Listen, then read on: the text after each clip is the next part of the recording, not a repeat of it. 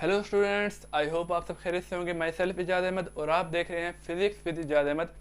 आज हम 9th class के 3rd चैप्टर के आर्टिकल मोमेंटम को डिस्कस करने जा रहे हैं, जो कि बड़ा ही इजी और इंटरेस्टिंग आर्टिकल है। अगर आप इस आर्टिकल को अच्छे तरीके से समझना चाहते हैं तो आपको चाहिए कि आप इस वीडियो को पूरा वॉच करें। ठीक है, तो मोमेंटम के टॉपिक को शुरू करने से पहले हम ये देख लेते हैं कि लफ्ज़ मोमेंटम का क्या मतलब है। तो वर्ड मोमेंटम का मतलब है मुतहर्रिक चीज़ का ज़ोर हरकत, यानी कि अगर कोई चीज़ हरकत कर रही है तो वो किस ज़ोर हरकत के साथ मूव कर रही है, उसको देखना क्या कहलाता है, मोमेंटम कहलाता है। यानी कि ऑब्जेक्ट कितने जोशीले अंदाज मूव कर रहा है या कितने जोर आवर अंदाज में ऑब्जेक्ट मूव कर रहा है, उसको हम क्या कहते हैं, मोमेंटम कहते हैं। याद रहे, यहाँ पर मैं फोर्स के मुतालिक बात नहीं कर रहा कि कौन सी फोर्स ऑब्जेक्ट मूव करा रही है, बल्कि मैं ये बात कर रहा हूँ कि ऑब्जेक्ट कितने जोर आवर अंदाज से मूव कर रहा है, कितने जोशीले अंदाज से मूव कर रहा है। इस चीज को हम क्या कहते हैं, मोमेंटम कहते हैं। तो आइए इसकी डेफिनेशन देखते हैं। मोमेंटम ऑफ अ बॉडी, एक बॉडी का momentum is the quantity of motion, उसकी हरकत करने की तादाद होती है, या मैं सिंपल अल्फाज में कह लूं कि उसका जोर हरकत होता है, कि वो किस जोर आवर अंदाज से हरकत कर रहा है। तो इसमें हमारे पास मास और वेलोसिटी है जिस पर मोमेंटम डिपेंड कर रहा होता है। एक ऑब्जेक्ट का मास और वेलोसिटी है जिस पर क्या करता है, मोमेंटम क्या करता है, डिपेंड कर रहा होता है। ठीक है, अब मोमेंटम का मैं फार्मूला लिखता हूँ, इसको मैं फिर आपको एक्सप्लेन करके बताता हूँ। P is equal to M cross V. यहाँ पर जो आप स्मॉल p देख रहे हैं, इसका मतलब है मोमेंटम। स्मॉल p क्या है, मोमेंटम को शो कर रहा है, और स्मॉल m किसको शो कर रहा है, मास को, और स्मॉल v किसको, वेलोसिटी को। यानी कि फार्मूले से आप देख रहे हैं कि मोमेंटम किन चीजों पर डिपेंड कर रहा है, मास और वेलोसिटी पर, एक बॉडी के मास और वेलोसिटी पर। अच्छा, यहाँ पर एक बात याद रखिएगा कि मोमेंटम जो है हमेशा एक मूविंग ऑब्जेक्ट का होता है। मोमेंटम क्या होता है, किसी भी मूविंग ऑब्जेक्ट का होता है। किसी ऐसे ऑब्जेक्ट का मोमेंटम नहीं होता जो कि रेस्ट की हालत पर हो। ठीक है, तो अब जो ऑब्जेक्ट होगा, मूविंग ऑब्जेक्ट होगा, उसकी कोई ना कोई वेलोसिटी तो होगी। ठीक है, इसलिए हमने फार्मूले पे यहाँ पे वेलोसिटी शो की भी है। और जो ऑब्जेक्ट मूव कर रहा है उसका कोई ना कोई मास भी होगा। ऐसा तो नहीं होगा कि ऑब्जेक्ट का मास जीरो हो। अगर ऑब्जेक्ट का मास जीरो हो तो इसका मतलब है कोई ऑब्जेक्ट एग्जिस्ट करता ही नहीं है। तो P is equal to M cross V. अगर फर्ज करें ऑब्जेक्ट की वेलोसिटी जीरो है, फर्ज करें ऑब्जेक्ट की वेलोसिटी जीरो है, तो P is equal to M cross zero. Momentum क्या आ जाएगा, हमारे पास जीरो आ जाएगा। इसी तरह अगर मास जीरो हो, फर्ज करें हमारे पास ऑब्जेक्ट का मास जीरो हो, तो फिर भी हमारे पास मोमेंटम जीरो आ जाएगा। तो यहां से हमें यह पता चलता है कि मास और वेलोसिटी दोनों का होना जरूरी है ऑब्जेक्ट का मोमेंटम फाइंड आउट करने के लिए। किसी भी बॉडी का मोमेंटम फाइंड आउट करने के लिए मास और वेलोसिटी का दोनों का होना जरूरी है। अब हम देखते हैं कि मोमेंटम कब ज्यादा या कम होता है। अब देखिए, हमारे पास ऑब्जेक्ट है, उसका फर्ज करें मास बहुत ज्यादा है, बहुत ज्यादा मास है, और वो किसी न किसी वेलोसिटी के साथ मूव कर रहा है। जब ये बहुत ज्यादा मास वेलोसिटी के साथ मल्टीप्लाई करेगा तो हमारे पास क्या आएगा, एक ज्यादा मोमेंटम आएगा। लेकिन फर्ज करें अगर मास बहुत कम है और ऑब्जेक्ट उसी वेलोसिटी के साथ मूव कर रहा है, तो एक मोमेंटम की जो वैल्यू हमारे पास यहाँ पर आएगी, मोमेंटम की जो यहाँ पर वैल्यू आएगी ये मल्टीप्लाई होने के बाद, वो भी जाहिर बात है कम आएगी। तो यानी कि मास ज्यादा हो तो भी मोमेंटम ज्यादा होता है, मास कम हो तो मोमेंटम हमारे पास क्या होता है, कम होता है। ठीक है, अब मोमेंटम सिर्फ मास पर ही डिपेंड नहीं करता, वेलोसिटी पर भी डिपेंड करता है। अगर फर्ज करें हमारे पास बॉडी का मास कम हो और वेलोसिटी बहुत ज्यादा हो, तो जब ये बहुत ज्यादा वेलोसिटी की वैल्यू मास के साथ मल्टीप्लाई करेगी तो भी हमारे पास एक बड़ी तादाद में मोमेंटम आएगा। हमारे पास मोमेंटम की वैल्यू क्या आएगी, एक बड़ी वैल्यू आएगी, क्योंकि वेलोसिटी बहुत ज्यादा है। मास बेशक कम है, वेलोसिटी बहुत ज्यादा है, तो बड़ी वैल्यू जब बड़ी वैल्यू इसके साथ मल्टीप्लाई करेगी तो भी हमारे पास मोमेंटम ज्यादा आएगा। और अगर वेलोसिटी हमारे पास कम हो और उतना ही मास हो ऑब्जेक्ट का, तो हमारे पास मोमेंटम क्या आएगा, कम आएगा। तो यहाँ पर हमें पता क्या चला, ये पता चला कि अगर ऑब्जेक्ट का मास ज्यादा हो तो भी मोमेंटम ज्यादा होता है, अगर ऑब्जेक्ट की वेलोसिटी ज्यादा हो तो भी मोमेंटम ज्यादा होता है। लेकिन अगर मास और वेलोसिटी दोनों ही ज्यादा हो तो भी हमारे पास डेफिनेटली मोमेंटम ज्यादा आएगा। ठीक है, आई होप आपको यहाँ तक समझ आया होगा। अब हम इन सारी चीज़ों को एक एग्जाम्पल की मदद से समझते हैं और न्यूमेरिकल की मदद से समझते हैं। अब जैसा कि मैंने आपको बताया कि मोमेंटम मास और वेलोसिटी दोनों पर ही डिपेंड करता है, तो पहले हम ऐसे करते हैं, मास वाला केस ले लेते हैं कि मास किस तरह इफेक्ट कर रहा है मोमेंटम को और वेलोसिटी किस तरह इफेक्ट कर रही है मोमेंटम को। ठीक है, अब इस केस में हमारे पास आप एक ट्रक देख रहे हैं, यहाँ पर ये दीवारें देख रहे हैं और यहाँ पर एक बाइक देख रहे हैं। अब ये ट्रक जो है इसका वजन है तकरीबन 10,000 किलोग्राम और यहाँ पर हमारे पास बाइक है जिसका वजन है 100 किलोग्राम। अब मैं करने क्या जा रहा हूँ, एक ट्रक को और एक बाइक को इस मजबूत दीवार के साथ कोलाइड कराने जा रहा हूँ, टकराने जा रहा हूँ।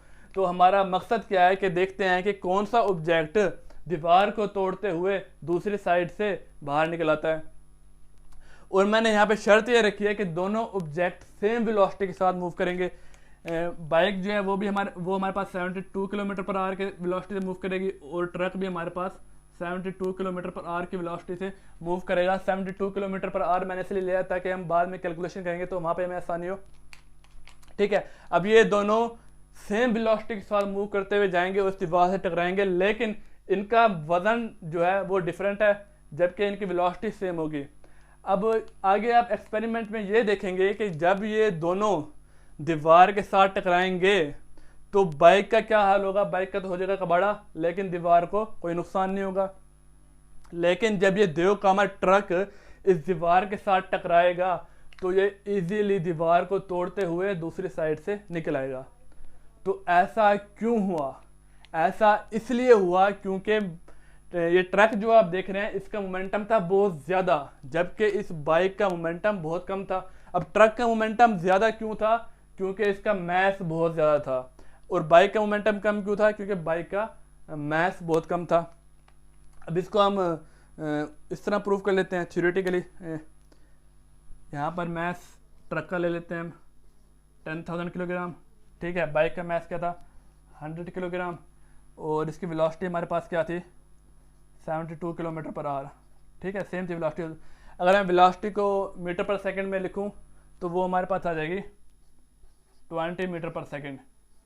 ठीक है, मैं 20 मीटर पर सेकंड ले रहा हूँ क्योंकि हमारे पास मोमेंटम का जो यूनिट होता है वो हमारे पास होता है किलोग्राम मीटर पर सेकंड। देखिए ना, मास हमारे पास किलोग्राम और वेलोसिटी हमारे पास मीटर पर सेकंड। तो ये किलोग्राम मीटर पर सेकंड जो है मोमेंटम का यूनिट है, इसलिए मैंने वेलोसिटी को यहाँ पे मीटर पर सेकंड में कन्वर्ट किया तो यहाँ पे 20 मीटर पर सेकंड आ चुका है हमारे पास। अब हम क्या करेंगे, फार्मूले के तहत इसे हल करेंगे। P is equal to mv है ना, 10,000 मल्टीप्लाई विद 20, तो ये हमारे पास क्या आ जाएगा, ये हमारे पास आ जाएगा 2 lakh kilogram metre per second. 2 lakh kilogram metre per second इसका मोमेंटम आ चुका है। जबकि बाइक का मोमेंटम हमारे पास क्या आएगा 100 kilogram multiply with 20, 2000 kilogram metre per second. तो यहाँ पर आपने कैलकुलेशन में भी देखा कि बाइक का मोमेंटम बहुत कम था जिसकी वजह से बाइक जो है दीवार को क्रॉस ना कर पाया, जबकि ट्रॉलर का मोमेंटम बहुत ज़्यादा था जिसकी वजह से वो इजीली दीवार को तोड़ता हुआ दूसरी साइड से बाहर निकल आया। क्यों? क्योंकि उसका जोर हरकत, उसकी हरकत के अंदर जोर बहुत ज़्यादा था, जबकि बाइक की हरकत के अंदर जोर इतना ज़्यादा नहीं था। अब हम यहाँ पर वेलोसिटी के हवाले से देखेंगे कि वेलोसिटी किस तरह मोमेंटम पर असरअंदाज होती है। अब हमने यहाँ पर क्या लिया है, 2 मेटल शीट्स ले लिए हैं, मेटल की चादरें ले लिए हैं। ठीक है, एक पर हम जो है बुलेट से फायर करेंगे, ठीक है, गन से फायर करेंगे, और एक पर हम गुलाल की मदद से हम इस बॉल को इस पर थ्रो करेंगे।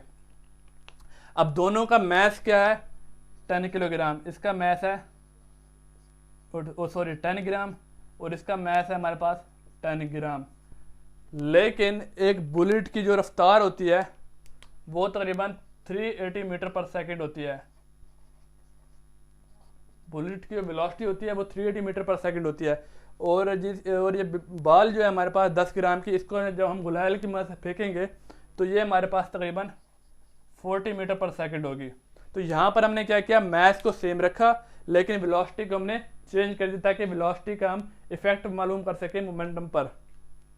ठीक है, तो यहाँ पर मैं पुट कर देता हूँ वैल्यूज़, दोनों 10 ग्राम्स हैं। ठीक है, वेलोसिटी हमारे पास बुलेट की 380 है और इसकी वेलोसिटी हमारे पास बॉल की क्या है 40 मीटर पर सेकंड। तो जब हम इनको मल्टीप्लाई करेंगे तो ये हमारे पास आ जाएगा 3800 kilogram metre per second momentum आ जाएगा बुलेट का। जबकि इस नॉर्मल बॉल को जो जब हम कुलैल की मदद से इस पर शीट पे थ्रो करेंगे उसका मोमेंटम हमारे पास क्या आ जाएगा 400 kilogram metre per second. Ball का मोमेंटम हमारे पास 400 किलोग्राम मीटर पर सेकंड है, जबकि हमारे पास बुलेट का मोमेंटम जो है वो 3800 किलोग्राम मीटर पर सेकंड है।